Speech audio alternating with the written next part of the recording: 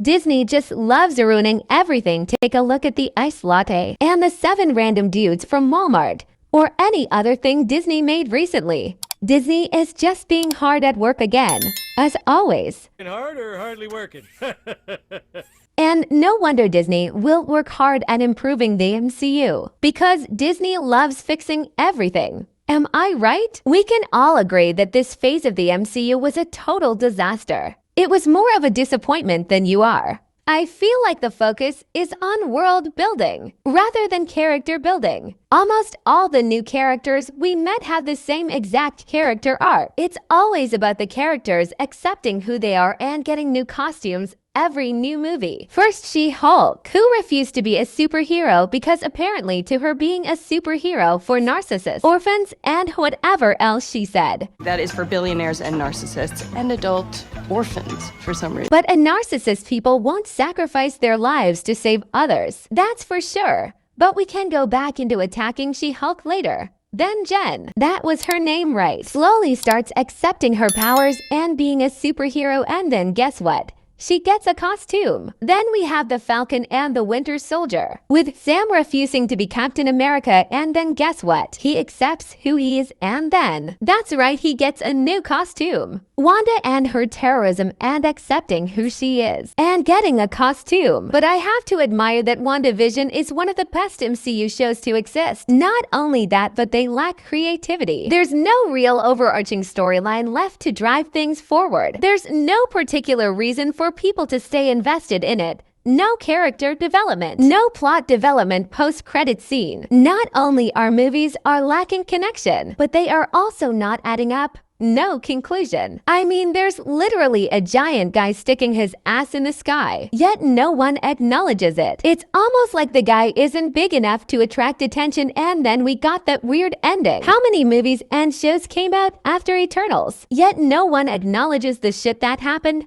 Like, hello, the world almost ended, yet no one cares. They were shoving all these new movies up our ass when we don't need them. Even Marvel forgot they made that movie. Maybe it was just a fever dream that we all have shared. Then there's Thor Love and Thunder with the floating head, which had no reason to exist whatsoever. Expect killing off Thor. Wait, that's not Thor. There's nothing that moves the phase forward. They haven't established a new threat, something just as big and dangerous and compelling as Thanos. Something that would grab the audience's attention and keep them invested. You need to make every movie feel like it's tied to that storyline somehow. Instead, we got disjointed movies and TV series with no particular narrative thread or a theme to tie them together. Like, what was the point of this movie? It didn't lead to any conclusion or any forward events that might affect anyone. There isn't enough happening at the core story of the MCU. We're not moving forward. We're stuck in a cycle of mediocre movies, yet Marvel haven't realized that, or maybe they did. The lack of focus, tighter budgets, disconnected narratives, and the loss of the most popular characters truly split opinions on the Phase 4 of the MCU. And it's not secret that MCU Phase 4, however, was burdened with a lack of leadership for the Avengers. There's still no real indication of who is an Avenger. Going into Phase 5,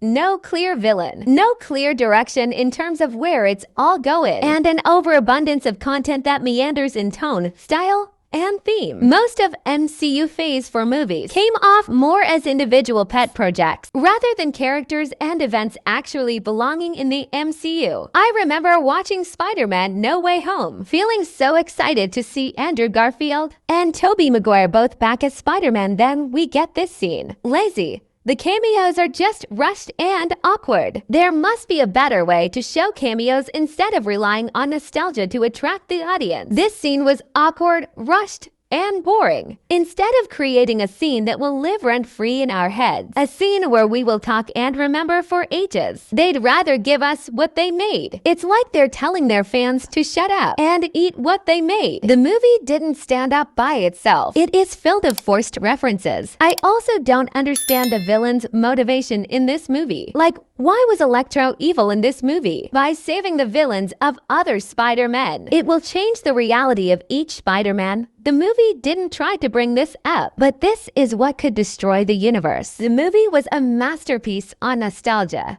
out of that is a pretty normal film. People watched it more for Toby and Andrew and all their villains rather than for Spider-Man. These movies are just hard to rewatch. They are visually hard to watch. We have the giant green pea, the floating head, and this. I believe I can fly. I believe I can touch the sky.